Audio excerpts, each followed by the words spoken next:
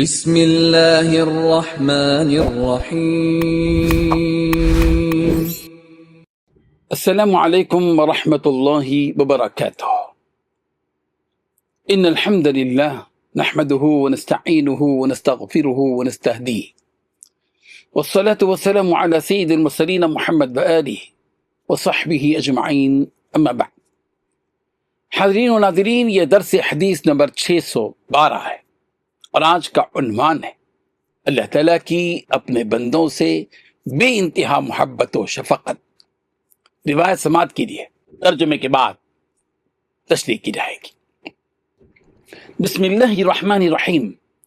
عن ابی ذر رضی اللہ عنہ عن رسول اللہ صلی اللہ علیہ وسلم عن اللہ تبارک وتعالی قال یا عبادی انی حرمت الظلم علی نفسی وجعلته بينكم محرما فلا تظالموا يا عبادي إنكم تخطئون بالليل والنهار وأنا الذي أغفر الذنوب ولا أبالي۔ رواہ صحیح ابن حبان کتاب الرقائق۔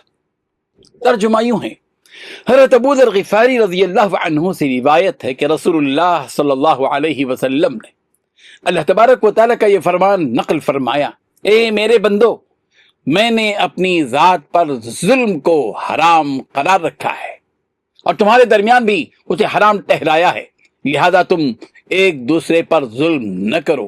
اے میرے بندو، تم رات دن خطائیں کرتے رہتے ہو اور میں ہی وہ ذات ہوں جو تمام گناہوں کو معاف کرتا ہوں اور مجھے اس کی کوئی پرواہ نہیں۔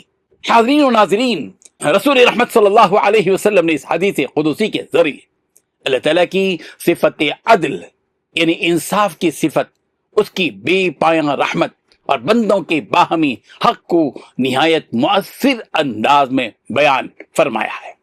اللہ تعالیٰ جو ہر چیز کا خالق و مالک ہے، خود اپنی ذات پر ظلم کو حرام قرار دیتا ہے، حالانکہ وہ کسی کا محتاج نہیں، وہ جو چاہے کر سکتا ہے، اس کا کوئی ہاتھ پکڑ نہیں سکتا، وہ جو چاہے منصوبہ بنا سکتا ہے، اس کے منصوبوں کو کوئی روک نہیں سکتا۔ جب رب العالمین خود ظلم سے پاک ہے تو بندوں کے لیے ایک دوسرے پر ظلم کرنا کس قدر سنگین جرم ہوگا، اس کا اندازہ آسانی سے لگایا جا سکتا ہے۔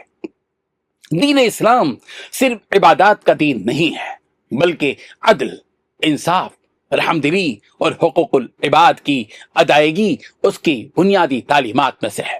کسی کا حق مارنا، ظلم کرنا، دھوکہ دینا، زیادتی کرنا یا کسی کو تکلیف پہنچانا اللہ تعالیٰ کے نزدیک سخت ناپسندیدہ عمل ہے۔ اس کے برعکس جو شخص لوگوں کے ساتھ انصاف کرے گا، رحمدلی سے پیش آئے گا، خیر خواہی کا معاملہ کرے گا، وہ اللہ تعالیٰ کی رحمت اور مغفرت کا مستحق بن جائے گا۔ اس حدیث میں انسان کو یہ حقیقت بھی یاد دلائی گئی ہے کہ وہ کمزور ہے، اس سے دن رات غلطیاں اور گناہ سرزد ہوتے رہتے ہیں، لیکن اللہ تبارک و تعالیٰ کی رحمت اس کے گناہوں سے کہیں زیادہ وسیع ہے۔ اگر بندہ اپنے گناہوں پر نادم ہو کر سچے دل سے توبہ کرے، حقوق العباد ادا کرے اور ظلم سے باز آ جائے تو اللہ تعالیٰ اس کے گناہوں کو معاف فرما دیتا ہے۔ اس لیے نہ گناہوں پر اصرار کرنا چاہیے اور نہ ہی اللہ تعالیٰ کی رحمت سے مایوس ہونا چاہیے۔ حدیث کے آخر میں یہ بھی مذکور ہے کہ تابعی ابو ادریس خولانی رحمہ اللہ جب اس حدیث کو بیان کرتے تو اللہ تعالیٰ کی عظمت، اس کے جلال کے احساس سے گھٹنوں کے بل بیٹھ جاتے تھے۔ اس سے معلوم ہوتا ہے کہ سلف صالحین اللہ تعالیٰ کے فرامین کا تذکرہ کس قدر ادب، خشوع اور قلبی اثر کے ساتھ کیا کرتے تھے۔ اللہ تعالیٰ ہمیں ہر قسم کے ظلم سے بچنے، بندوں کے حقوق ادا کرنے اور کی توفیق عطا فرمائے، آمین۔ وآخر دعوانا ان الحمد للہ رب العالمین۔